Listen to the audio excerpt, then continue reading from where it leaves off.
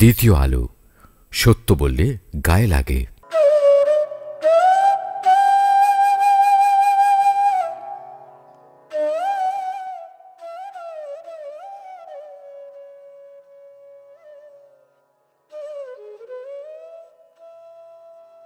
এরকম সন্দেহ আর কাকে কি বলবো বাবা, আমি তো আর ছিলাম না ওখানে, আমার আর কার সন্দেহ হতে পারে? এতদিনে যখন বের হলো না তখন আর সন্দেহ, এরকম সন্দেহ তালিকায় আমি কাউকে করলেই বাকি করলে তো আর সেটাই হচ্ছে না। সরকার তো সবই জানে, সরকার সবই জানে, সবই ইয়ে করতে। সরকারের যদি সদিচ্ছা থাকতো তাহলে অবশ্যই বের হতো, আমি মনে করি অন্তত পক্ষে। পিপিতে বলে দিলে সরকার আমলে হবে না, খবরে দেখলাম তো।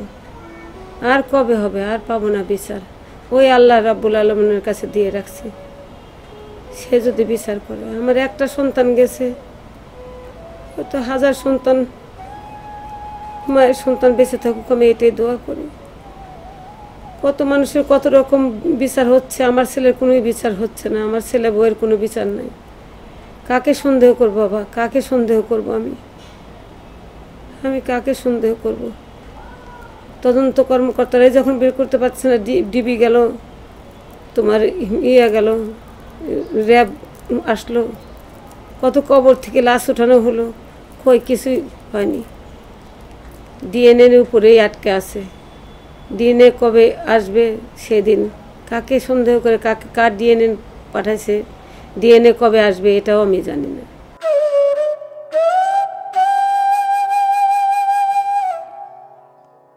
কি করে সন্তুষ্ট হতে পারি বলো? তোমরাই বলো, কি করে সন্তুষ্ট হব? আজ কত মাস? 20 মাসের মতো, 19-20 মাস। হ্যাঁ, 48 ঘন্টা তো এখনও শেষ হয়নি। শেষ হলে তো বিচার পাবো। 48 ঘন্টা তো যাচ্ছে না, কত যুগ লাগবে 48 ঘন্টা এটাও জানি না। আর কি বলবো তোমাদের কাছে, বলার মতো কিছু নাই। আমার ভিতরে কি রক্তক্ষরণ হচ্ছে, কি হচ্ছে, এটা একমাত্র আল্লাহ তাআলা ছাড়া কেউ জানে না। এটা কি করে, যে মায়ের সন্তান গেছে সেই মাই বুঝতে পারবে, আর যার একটা সন্তান সেই মাই বুঝতে পারে যে তার ভিতরে কি হচ্ছে আর কি না হচ্ছে। আমি বিপর্যস্ত একটা ফ্যামিলি এখন আমরা। একমাত্র কর্মক্ষম ছিল আমার সন্তান, সে সন্তান নাই, এখন মেয়েদের গলগ্রহ হয়ে থাকতে হয়। সরকার কি করবে? সরকার কি করছে, কতটুকু করছে দেখতেই পাচ্ছে সবাই।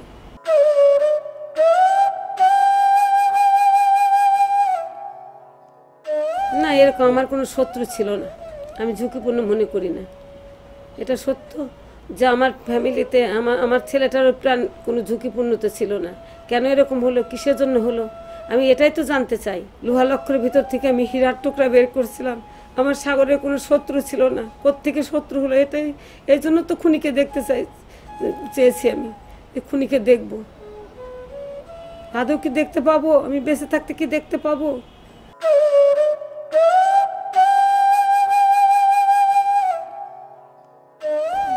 এটা আমি বলতে পারবো না বাবা। এটা তার পেশাগত এত ঝুঁকিপূর্ণ কাজ সে করেনি।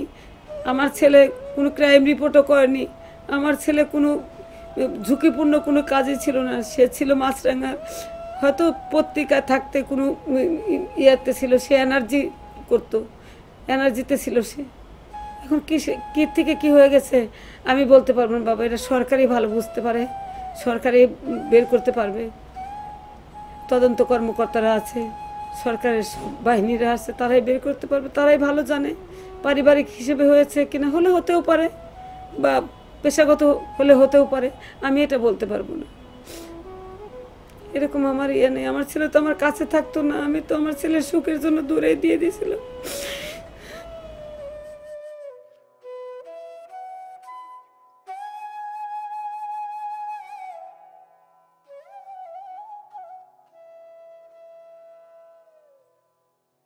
তোমরা আসলে আমার ব্যথাটা আরো বেশি বেড়ে যায়, আমি টিকতে পারি না। তোমরা জিজ্ঞাসা করো, আমি বলতে পারি না বাবা। প্রধানমন্ত্রী যখন জয়ের কপালে চুমু দেয়, আদর দেয়, তখন আমার মনে হয় আমার সাগরের কতদিন আমি তার কপালে আদর দিতে পারি না। আমিও তো মা, আমার তো ইচ্ছা করে আমার সন্তান আমার একটা মাত্র সাগর, যে মায়ের আঁচল ছাড়া কখনো কোথাও যেত না।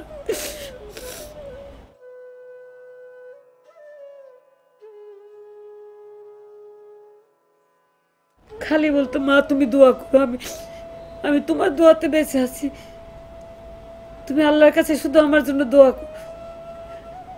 আমি এমন কোনো শত্রু আমি সৃষ্টি করিনি বা আমার ছেলে সৃষ্টি করেনি যে তারা আমার ছেলেকে খুন করবে, বা কোনো চোর বা ডাকাত বা কোনো ছিনতাই, এগুলো কেউ করেনি বাবা। আমি বিশ্বাস যাই না কি এমন হলো ঘরের ভিতরে, আমি সেটাই জানতে চেয়েছি, আমি আসল খবর জানতে চাই। আমার এটা নৈতিক অধিকার আছে যে আমি আসল খবর, আমি গণতন্ত্র দেশে থাকি, আমি আসল খবর জানতে চাই বাবা। আমার সে অধিকারটুকু আছে। এক সন্তান, সবার তো বিচার হচ্ছে, কত মানুষের তোকে হত্যার বিচার হচ্ছে, তবে হিন্দু ছেলেটাকে মারা গেল তারা হচ্ছে, সবারই বিচার হচ্ছে বাবা, শুধু সাগরুনির হত্যার বিচারই পাচ্ছি না। কি এমন ছিল তাদের, কি কোন জায়গায় কি হয়েছে আমি এটা বলতে পারবো না।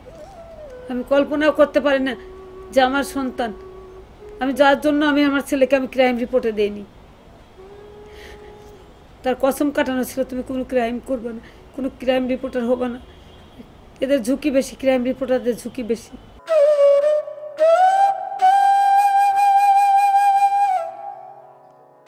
সাংবাদিকরা সব নিশ্চুপ, সাংবাদিকদের জন্য ভাইয়ের দরদ নাই। আমি বলবো সাংবাদিকরা কোনো আন্দোলন করছে না। আমি ইকবাল সোবহান চৌধুরীর কাছে প্রশ্ন রাখছিলাম, আমি মাছরাঙাতে না আসছিল, না মাছরাঙাতে না বোধহয় ইসে আসছিলেন ইটিভিতে, প্রশ্ন রাখছিলাম। উনি ভালোই আছেন, বহাল তবিয়তেই আছেন, থাক, আল্লাহর কাছে দোয়া করে আমি ওনাকে কংগ্রেচুলেশন জানাই। উনি খাস লোক, আমি মনে করছিলাম যে হয়তো উনি বের করতে পারবেন। ওনার যে আক্রমণ ছিল, যে আক্রোশ ছিল, সেটা আর কোনো সাংবাদিকের ভিতরেই এখন নাই।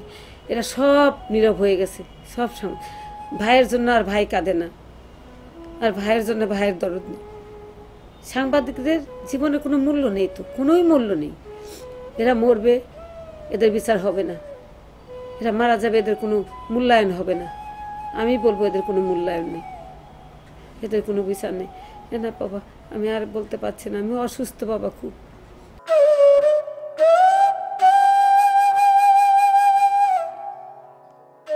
না না না বাবা, না না, উনি দায়িত্ব নিতে পারেননি। আমি বলবো উনি দায়িত্ব নিতে পারেন, কোনোদিন খোঁজও নেন না, আমার মেঘেরও না, আমারও না, রুনির আম্মারও না, কোনো খবর নেন না। জানি না তাদের খবর নিয়েছে কিনা, কিন্তু আমাকে কখনো তারা আমার কখনো একটু হেল্প করেনি, বা আমাকে কখনো ওই যে 2 লাখ টাকা সাগরের আর 2 লাখ টাকা রুনির মেঘের নামে দিয়ে দিছে, এটাই আর কিছু না। তাদের তরফ থেকে আমি কোনো রকম কোনো আশ্বাস বা কোনো রকম কোনো ইয়া পাইনি। আমি কিছুই চাই না বাবা, আমি শুধু আমার ছেলে হত্যার বিচার চাই। আমি খুনিকে দেখতে চাই, কেন মারলো, কিসের জন্য মারলো। কোনো চোর ডাকাত বা কিচ্ছু হয়নি ও বাসাতে, চুরিও হয়নি, ডাকাতিও হয়নি, কোনো কিছু হয়নি। আমি বিশ্বাস যাবো না, আমি কখনো বিশ্বাস যাব। আমি চাই আমার সাগরের ল্যাপটপ কই, আমার সাগরের আইপড কই, আমার সাগরের মোবাইল কই, আমি এগুলি দেখতে চাই। ওর ভিতরে কি আছে আমি এগুলি দেখতে চাই। আমি বিশ্বাস যাব না আমার সাগরের কোনো খুনি এসে মেরে গেছে। তাহলে সাগরের যদি কোনো সাগরুনিকে যদি খুনি মেরে থাকতো, কোনো বাইরের লোকে যদি এসে থাকতো, তাহলে মেঘকে কি করে বাঁচালো এরা? মেঘ যদি ঘরে থেকে থাকে, খুনি তো কোনো চিহ্ন রাখে না, খুনি তো কোনো চিহ্ন রাখে না। মেঘ তো বাচ্চা মানুষ, ওকে শেষ করে দিলেই কে বাঁচালো? আমি এটুকু জানতে চাই, আর কি বলবো বাবা।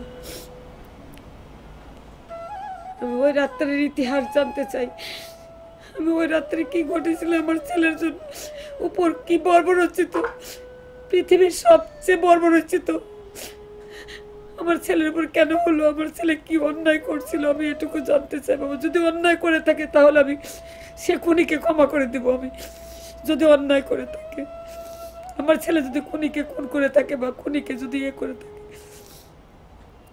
আমার ছেলে খুনি না, আমার ছেলে অন্যায় করতে পারে না। আমার ছেলে কেউ একটা থাপ্পড় দিলে তার জবাবে সে ভাই বলে ডাকে, সে আদর দেয়, শত্রুকে সে বড় জায়গায় বসায়। এরকম ছেলে আমি পৃথিবীতে নিয়ে আসছিলাম।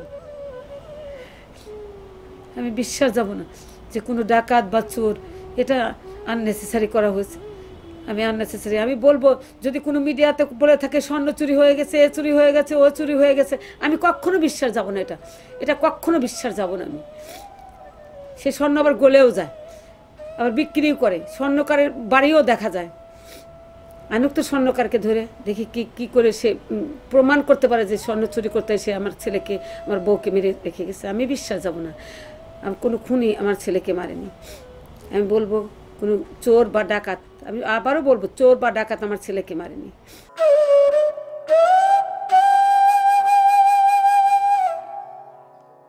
এটাই তো আমার কথা। গণতন্ত্র দেশ, এটা রাষ্ট্রের তো অবশ্য দায়িত্ব আছে। কি দায়িত্ব পালন করছে তারা? কোনো দায়িত্বই পালন করেন। বিশেষ করে শুনছি র্যাব থেকে বলা হচ্ছে আমাকে যে অনেক সর্বোচ্চ নাকি ওদেরকে করা হচ্ছে। তাহলে বের হয় না কেন? এত ইন্টেলিজেন্ট ব্রাঞ্চের এত আমার দেশের গোয়েন্দাদের এত নাম, 70 হাত পানির নিচে গেলেও তাদেরকে খুঁজে বের করে পানির ভেদ করে তাদেরকে তুলে নিয়ে আসা হয়। সাগররুনির খুনিকে আনতে পারে না? এটা কোন ধরনের কথা? আমি বিশ্বাস করি কে এমন রাঘব বোয়াল যে এভাবে পার পেয়ে যাবে? সে কি প্রধানমন্ত্রীর চেয়েও বড়? আমি এটুকুই জানতে চাই।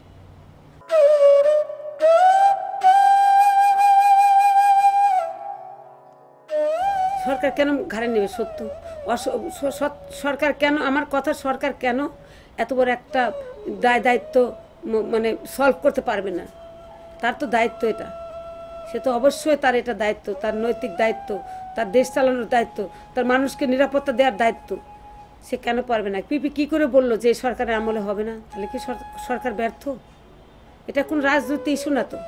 আমি বলবো এটা কোনো রাজনৈতিক ইস্যু না। রাজনৈতিক ইস্যু হলে সে কথা আলাদা।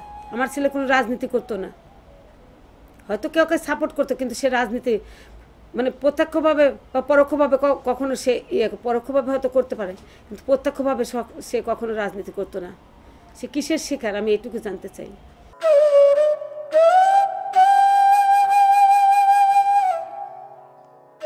সেটা সাংবাদিকরাই ভালো বুঝবে, তোমরাই ভালো বুঝবে। আমি কি করে বলবো বলো? এটা সাংবাদিকরাই ভালো বুঝতে পারবে। সাংবাদিকরাই আছে, তোমরা সাংবাদিক, তোমরা বুঝতে পারবে। আমি তো এটা বলতে পারবো না বাবা।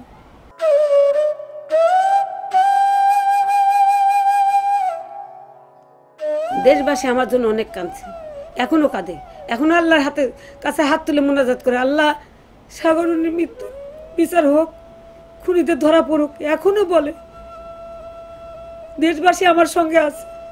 দেশবাসী এখনো চায় সাগররুনি হত্যার বিচার হোক। দেশবাসী এখনো চাইবে, ভবিষ্যতেও চাইবে। আমার নিরীহ ছেলেটা